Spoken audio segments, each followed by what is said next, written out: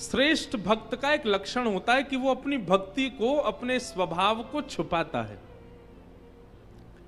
हनुमान जी महाराज ने विकट रूप धारण करके, गदा हाथ में लेकर के, बानर के रूप में आकर के और अपने दुनिया भर के गोस्वामी जी से लिखवा करके प्रसंगों को हम आप सबके मन में ये बात प्रतिष्ठित करवा दी हनुमान जी ने कि वे केवल दुख दलन करने वाले हैं, वे केवल कष्टों को निवारण करने वाले हैं। भूत पिशाच निकट नहीं आवे, महावीर जब नाम सुनावे। ये सब हमको बतला करके हनुमान जी ने अपने मूल रूप को छुपाया है। हनुमान जी का मूल रूप ये सब नहीं है। हनुमान जी का मूल रूप तो प्रभु चरित्र सुनवे को रसिया, राम लखन सीता मन बसिया।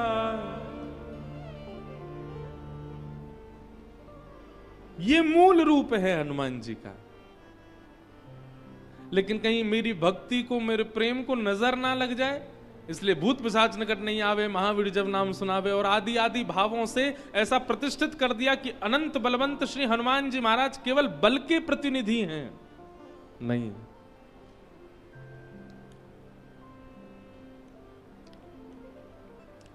हनुमान जी तो अत्यंत प्रेम के सागर हैं।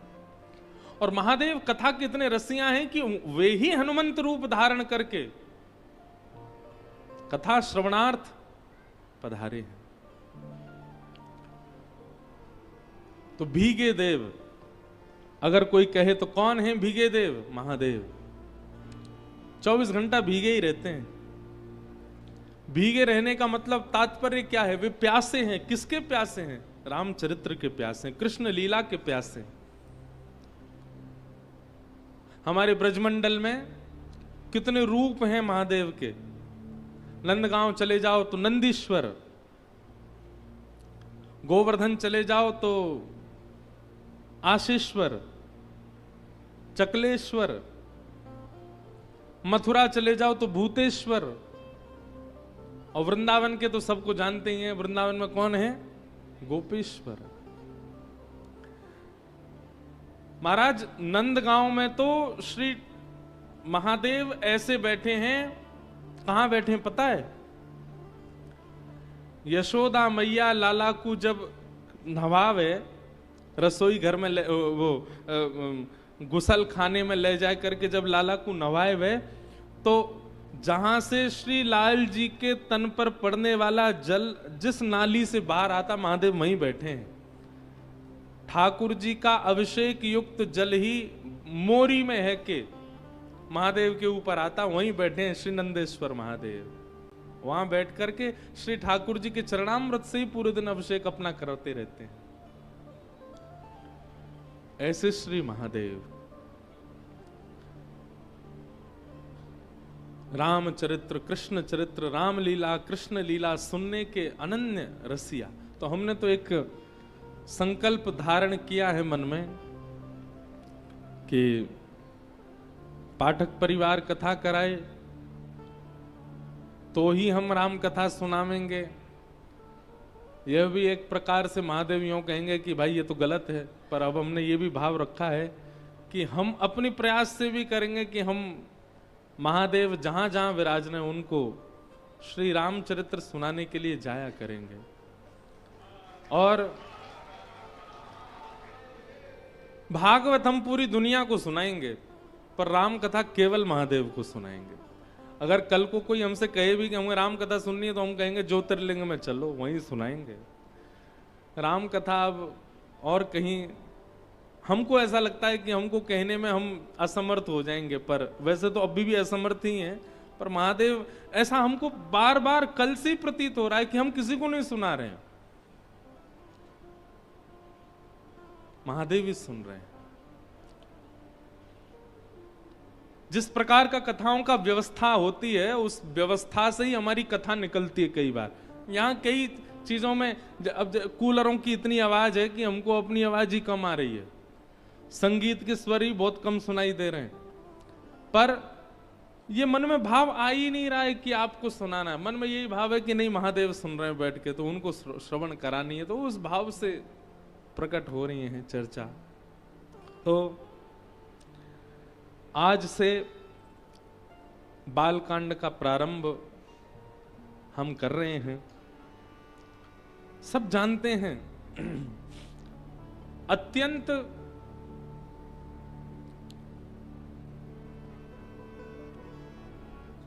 प्रणाम के प्रसंग है, वंदना प्रसंग है पूरा बालकांड।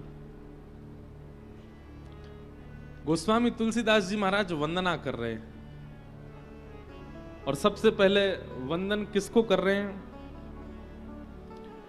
जो सुमिरत सिद्धि होई गणनायक करिवर वदन करऊ अनुग्रह सोई बुद्धि रास शुभ गुण सदन। और ध्यान से सुनिएगा। सबसे पहले किसको वंदन कर रहे हैं? श्री गणेश जी को। गाइए गणपति जगवंदन गाइए। विनय पत्रिका में गाइए गणपति जगवंदन गाइए गणपति जगवंदन। ये एक प्रकार से बहुत सावधानी से सुनिएगा। हम राम कथा गाने में थोड़े पर्सनल हो रहे हैं।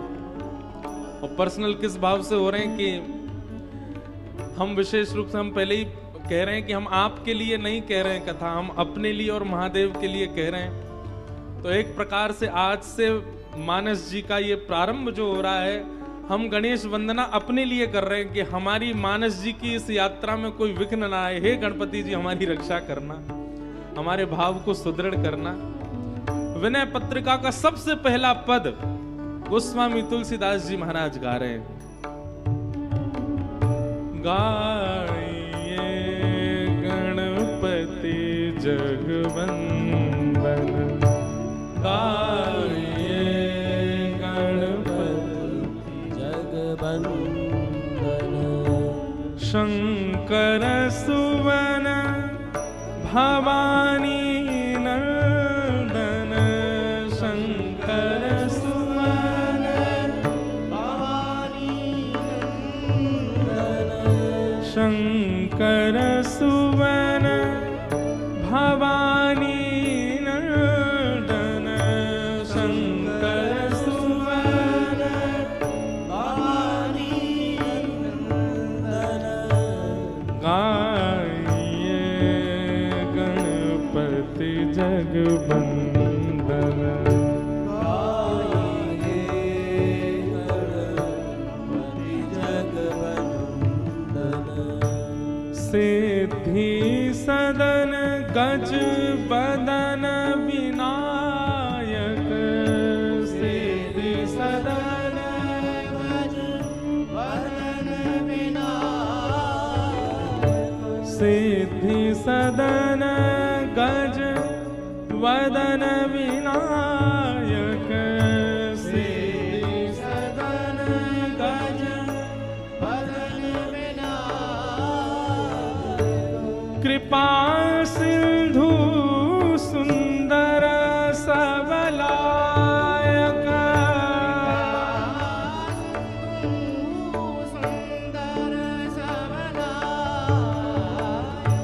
कृपा सिंधु सुंदर सबलायक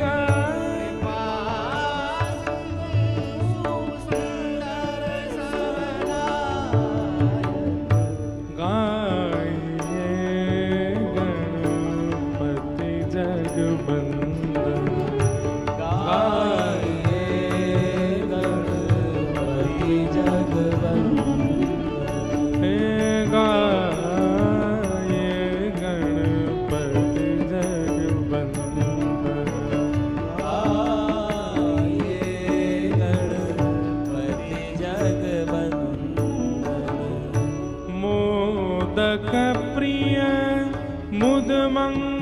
मंगलदाता मूल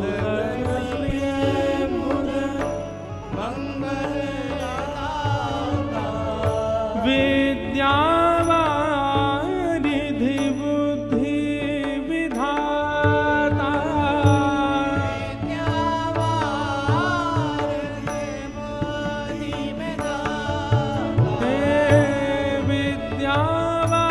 विद्यावारिधि बुद्धि विधाता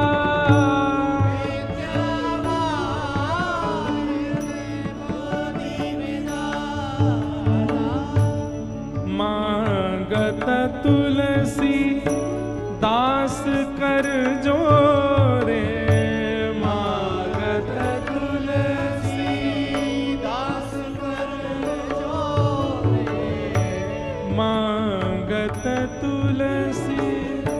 ये अंतिम पंक्ति सबको गानी है, ये भाव हमारा भी होना चाहिए जो गोस्वामी जी मांग रहे हैं। मांगत तुलसी दास कर जोरे मांगत तुलसी दास कर जोरे बसहि राम सिय मानस मोरे बसहि राम सिय मानस मोरे बसहि राम सिय मानस मोरे बसहि राम सिय मानस मोरे गाये गणपति जगवंदन गाये गणपति जगवंदन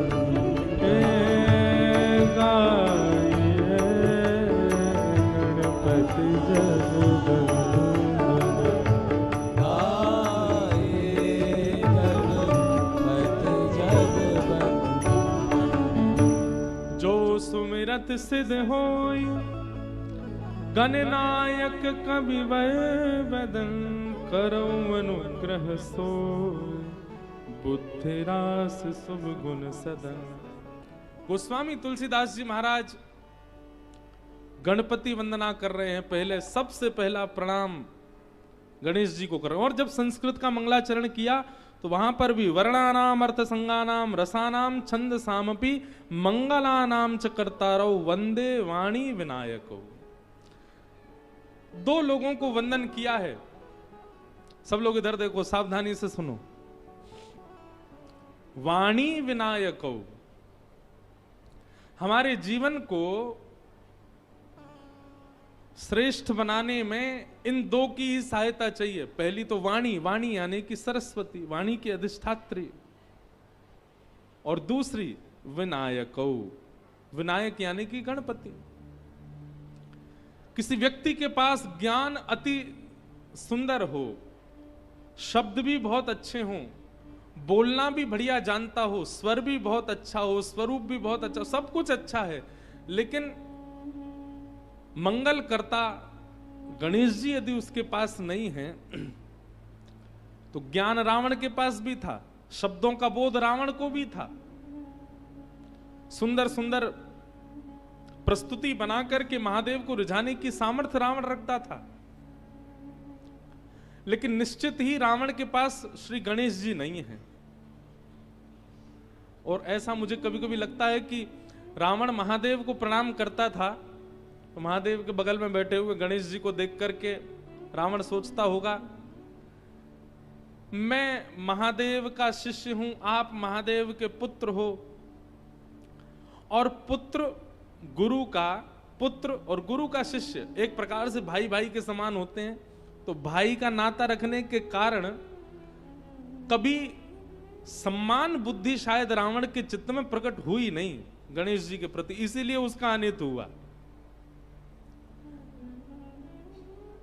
गणेश जी का सम्मान उसने किया होता, गणेश जी के प्रति उसका आदर भाव रहा होता, भैया आप महादेव के उपासक हो, इसका मतलब है कि महादेव पंचायतन संपूर्ण परिवार आपके चित्त में होना चाहिए। अकेले महादेव को भजने से कोई काम नहीं बनने वाला है।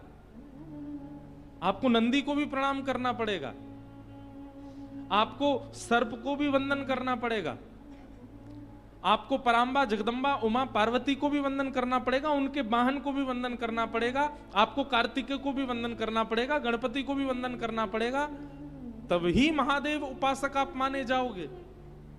हमें ऐसा लगता है रावण के नाश का कारण, नहीं तो लोगों के मन में संशय नहीं होगा कि महादेव की उपासना करी फिर भी रावण की ऐसी मति, महादेव की उपासना करी फिर भी रावण की ऐसी गति।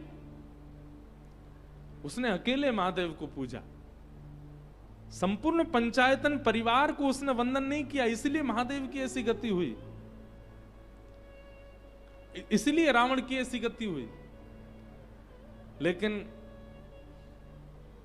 एक बात याद रखिएगा, राजा को बाद में प्रसन्न करो, मंत्री महामंत्री सेनापति और द्वारपाल ये यदि पहले प्रसन्न हो गए तो राजा का प्रसन्न होना ना होना चलेगा, लेकिन मंत्री महामंत्री सेनापति और द्वारपाल यदि आपसे प्रसन्न हैं तो आपके सारे काम बन जाएंगे। अब देखो यहां रामेश्वर मंदिर में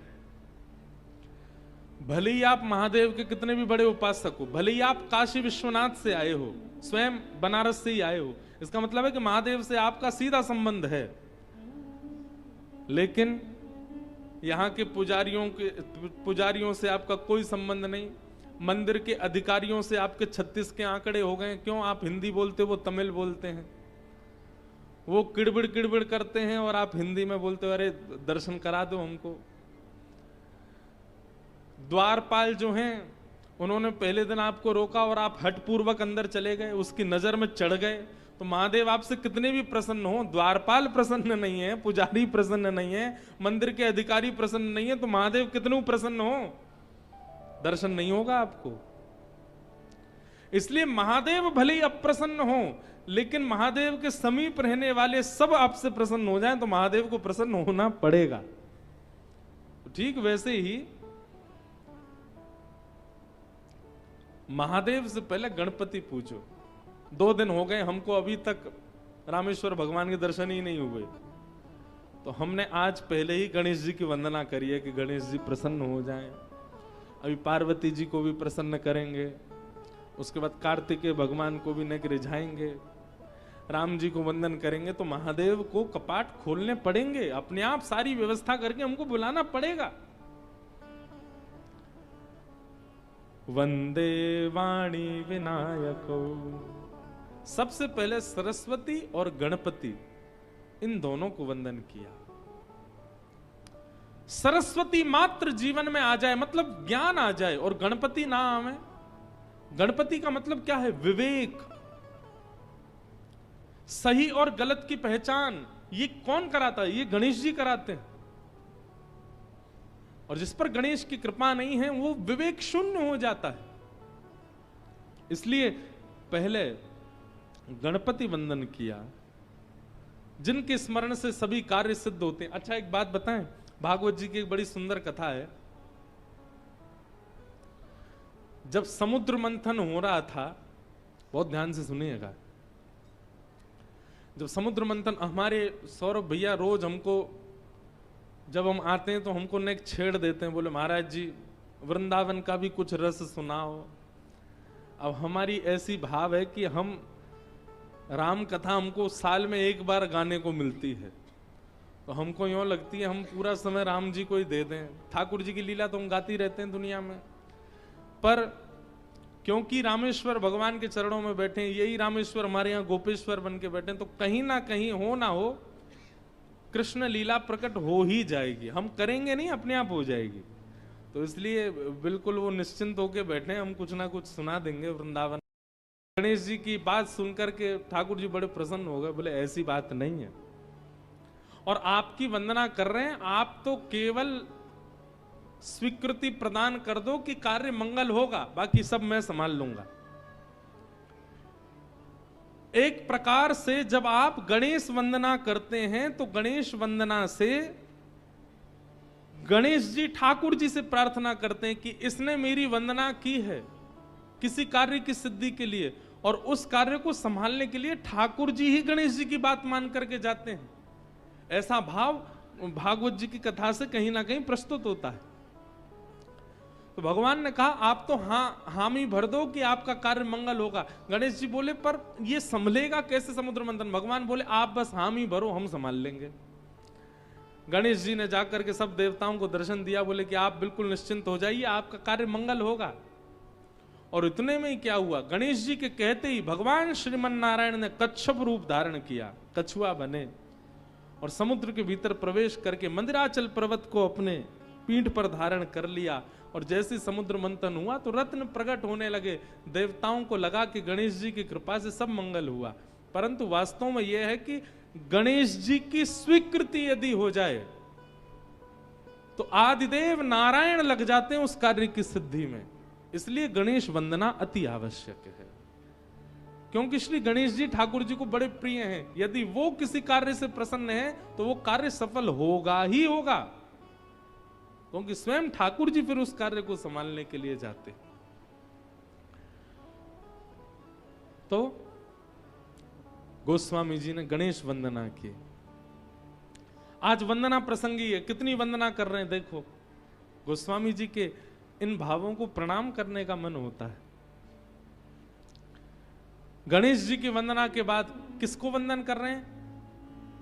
मूक होई वाचाल पंगु चढ़ई गिरिवर गहन, जासु कृपा सो दयाल द्रवउ सकल कलिमल दहन।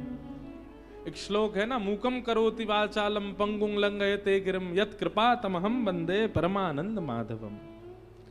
जिनकी कृपा से गूंगा बोलने लग जाता है, जिनकी कृपा से लंगड़ा पर्वत लांग जाता है, जिनकी कृपा से बिना नेत्र वाला भी देख लेता है, ऐसे परब्रह्म भगवान को मैं वंदन करता हूं। ठाकुर जी यदि चाह जाएं, ठाकुर जी यदि चाह लें तो न नेत्र वाला भी सृष्टि को देख सकता है, और ठाकुर जी यदि नहीं चाहें तो सर्वगुण संपन्न होने के बाद भी व्यक्ति देख नहीं पाएगा, सन्मुख होने के बाद भी नहीं देख पाएगा। हम कोई मनगढ़ंत बात कहें तो आपका अविश्वास होना स्वाभाविक है, परंतु हम बिल्कुल सत्य घटना बता रहे हैं। हमारे पूज्य नाना जी पंडित श्री कृष्णलाल शास्त्री जी, उन्होंने एक बार एक बात हमको सुनाई थी, अभी अचानक याद आई। हमारे नाना जी जब अपने समय में थे, युवावस्था में थे, तो आपने गांव के किसी व्यक्ति से कुछ कर्जा लिया, धन लिया। धीमे धीमे वो कर्जा चुका भी दिया, परंतु जिस व्यक्ति से कर्जा लिया उसके चित्त में लोभ आ गया। उसके मन में आया कि कोई लिखा पढ़ी तो है नहीं, कहीं लिखा तो है नहीं कि इन्होंने इतना मांगा, इन्होंने इतना वापस कर दिया, इनसे और मांग लिए जाएं। उस व्यक्ति ने पूरे नगर में ऐसा हल्ला कर दिया कि इन्होंने अभी तक मेरा पैसा वापस लौटाया नहीं है, और मैं हठपूर्वक, मैं जबरदस्ती, मैं कैसे भी करके इस तिथि तक इन्होंने पैसा नहीं दिया तो मैं इनसे हठपूर्वक ले लूंगा। नाना जी सबको बोले भैया मैंने दे दिया है, वो बात हमसे गलती हो गई, हमने कहीं लिखा पढ़ी नहीं करी है। नाना जी के द्वारा सुनाई गई घटना बता रहे हैं आपको। उस व्यक्ति ने खुले बाजार में नाना जी को कहा कि कल अगर तुमने हमको पैसा नहीं दिया तो हम पुलिस लेके आएंगे और तुमको गिरफ्तार करवा देंगे। हमारे घर में, नाना जी के घर में सब लोग बड़े विचलित हो गए, बोले अब क्या करें, ये तो कल आ जाएगा, और हटीला व्यक्ति आ ही जाएगा।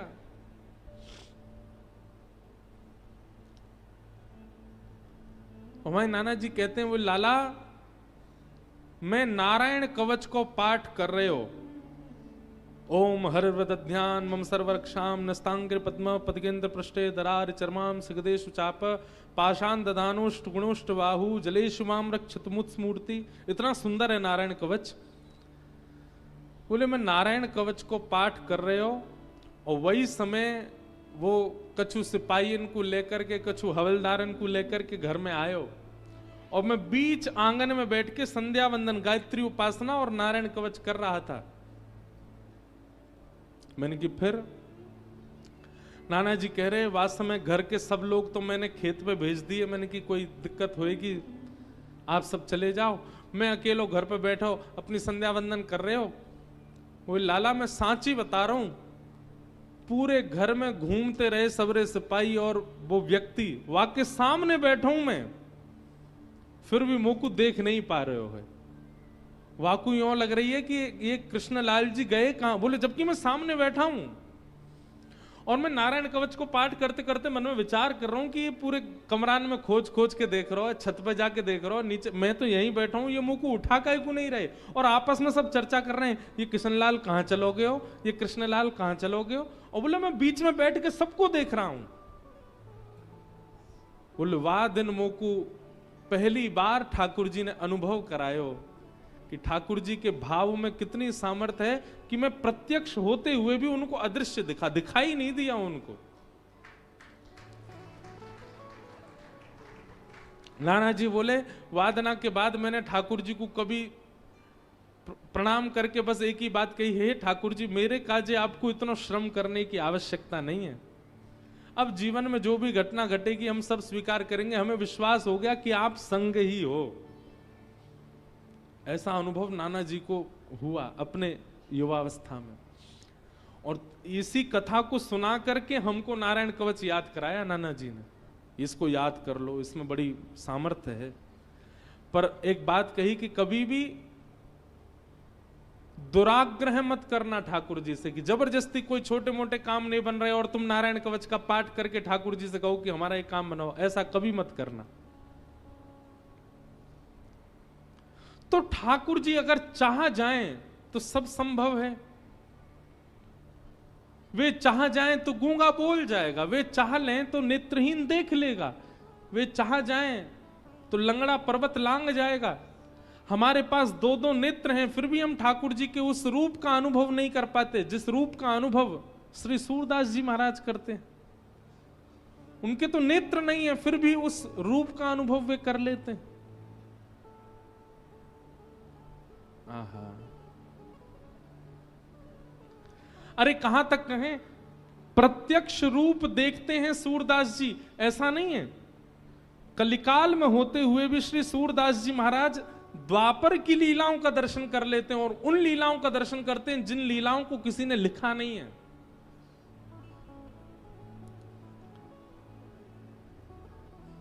सूरदास जी की एक पद है, सूरदास जी का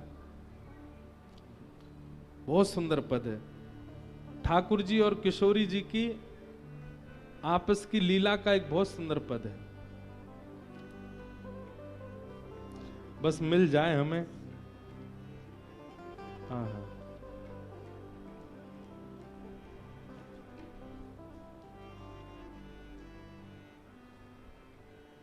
कोई और राग लो।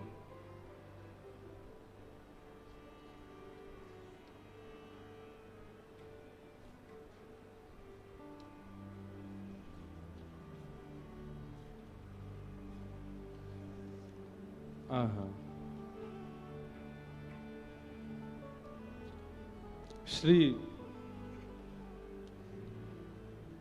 किशोरी जी और ठाकुर जी आपस में एक दूसरे के संग मिल रहे हैं, लीला कर रहे हैं, और वाको वर्णन श्री सूरदास जी महाराज अपनी सुंदर वाणी में कर रहे हैं। अब हमको पहले से तो मिलते नहीं पद, अचानक याद आते हैं कोई भाव, तो फिर ढूंढने पर वो प्रकट ही नहीं होते सामने। हाँ हाँ,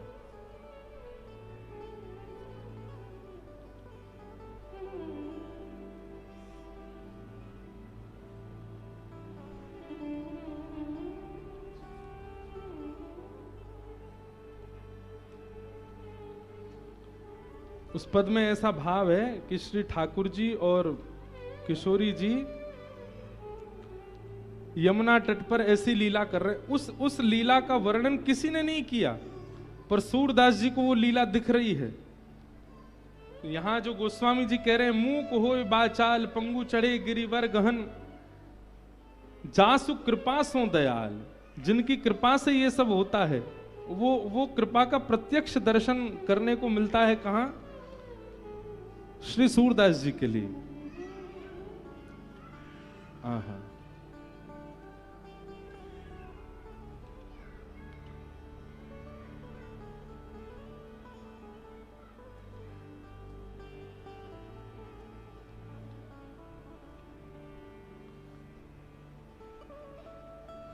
न कीर्तन करो तो शायद मिल जाए हमको पद, आज गा के ही मानेंगे।